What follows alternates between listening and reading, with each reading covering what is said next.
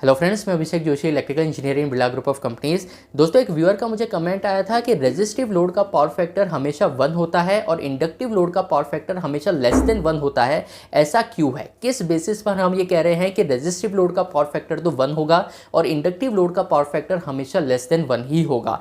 उन्होंने ये भी पूछा है कि किस फॉर्मूले के बेसिस पर यह स्टेटमेंट दिया जा रहा है। तो आज के इस वीडियो में मैं आपको ये भी बताऊंगा कि रेजिस्टिव लोड का पावर फैक्टर 1 और इंडक्टिव लोड का पावर फैक्टर लेस देन 1 क्यों होता है, किस फॉर्मूले के बेसिस पर हम लोग ये कहते हैं, उस फॉर्मूले को भी हम लोग देखेंगे।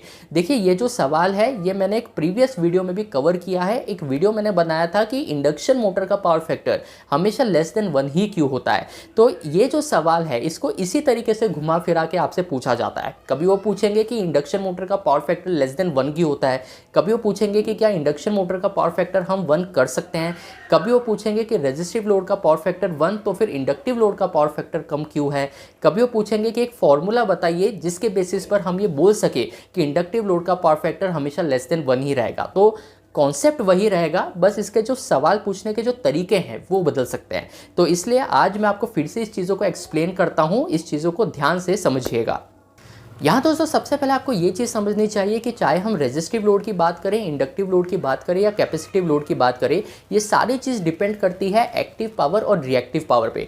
देखिए, सबसे पहले हम लोग बात करते हैं रेजिस्टिव लोड के बारे में। जो भी रेजिस्टिव लोड होते हैं, रेजिस्टिव लोड में जो भी वर्किंग पावर होता है वो एक्टिव पावर होता है। इसका मतलब ये है कि रेजिस्टिव लोड में रिएक्टिव पावर अब्सेंट होता है। जैसे अगर हम लोग एक हीटर की बात करें तो हीटर का मेन काम होता है हीटिंग प्रोड्यूस करना। अब जो भी पावर हीट प्रोड्यूस करने में यूज़ में आएगी उसको हम लोग एक्टिव पावर बोलेंगे। तो अगर हम लोग हीटर की वर्किंग की बात करें तो हीटर में जो भी पावर है वो पूरी पावर यूज़ होती है हीट को प्रोड्यूस करने के लिए, इसलिए हीटर में जो भी पावर होती है वो पूरी एक्टिव पावर होती है। हीटर में रिएक्टिव पावर कहीं भी एक्टिवली अपना रोल प्ले नहीं कर रही होती और यही रीज़न है कि जो रेजिस्टिव लोड होते हैं उनका पावर फैक्टर 1 होता है। अब ये मैं किस लिए कैसे बोल रहा हूँ, ये किस फॉर्मूले के बेसिस पे बोल रहा हूँ, ये भी मैं आपको बताऊंगा। लेकिन सबसे पहले ये पॉइंट आप ध्यान में रखिए कि जो रेजिस्टिव लोड होते हैं उसमें रिएक्टिव पावर प्रेजेंट नहीं रहती। जो भी पावर रोल प्ले कर रही है हीट को प्रोड्यूस करने में वो पूरी की पूरी एक्टिव पावर ही होती है और इसीलिए रेजिस्टिव लोड का जो पावर फैक्टर है वो 1 होता है।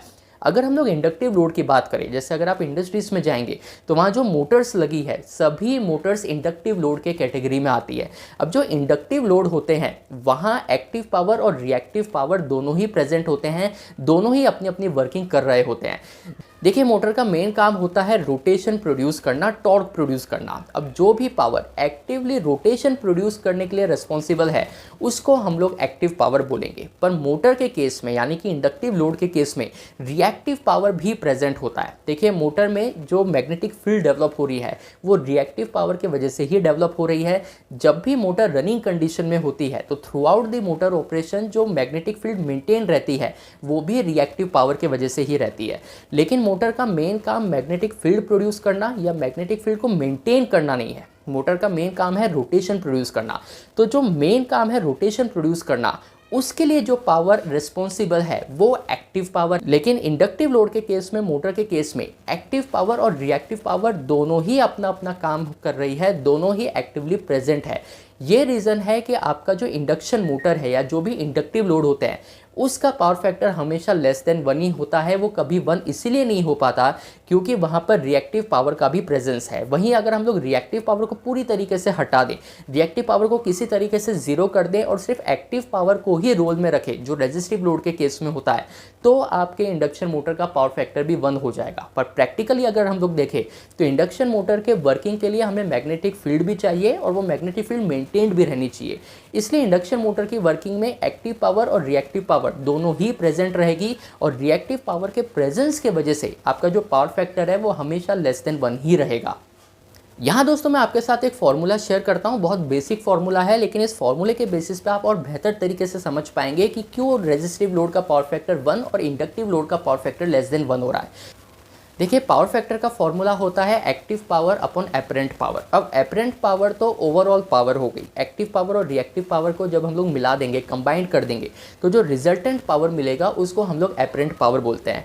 मेन है आपका जो न्यूमरेटर है एक्टिव पावर, उसके बारे में आप सोचिए कि पावर फैक्टर का फॉर्मूला होता है active power by apparent power. अब अगर आपका रेजिस्टिव लोड है, अगर आपका हीटर है, तो हीटर का मेन काम होता है हीटिंग प्रोड्यूस करना, और जितनी भी पावर है वो सारी लग जाती है हीट को प्रोड्यूस करने में, यानी कि हीटर में रिएक्टिव पावर होता ही नहीं। तो ऐसे में ये जो आपका फॉर्मूला है power factor equals to active power by apparent power, इसमें जो भी एपरेंट पावर है वो आपका एक्टिव पावर ही है, इसलिए आपका जो पावर फैक्टर है वो 1 आ जाता है।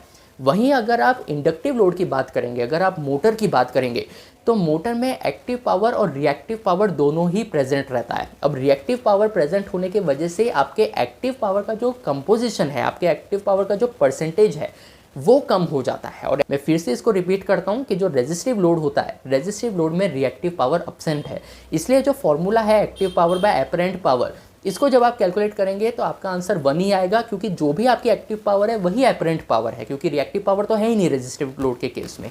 पर वही अगर हम जब इंडक्टिव लोड की बात करते हैं, मोटर की बात करते हैं, तो वहाँ पर रिएक्टिव पावर भी प्रेजेंट है, जिसके वजह से एक्टिव पावर का परसेंटेज कम हो जाता है, क्योंकि जो एपरेंट पावर है उसमें एक्टिव पावर और रिएक्टिव पावर दोनों ही इंक्लूडेड है, तो एक्टिव पावर का परसेंटेज कम हो जाता है। इसलिए जब आप ये रेशो को कैलकुलेट करेंगे active power by apparent power को, तो उसके वजह से आपका जो आंसर है वो लेस देन 1 आएगा, और यही रीज़न है कि इंडक्टिव लोड का पावर फैक्टर हमेशा लेस देन 1 ही रहता है। तो दोस्तों ये बहुत अच्छा सवाल था। ये चीज़ें अगर आपको समझ में आई हो तो मुझे कमेंट बॉक्स में बताइएगा। ये जो पावर फैक्टर से रिलेटेड क्वेश्चंस है ये इसी तरीके से घुमा फिरा कर आपसे पूछे जा सकते हैं।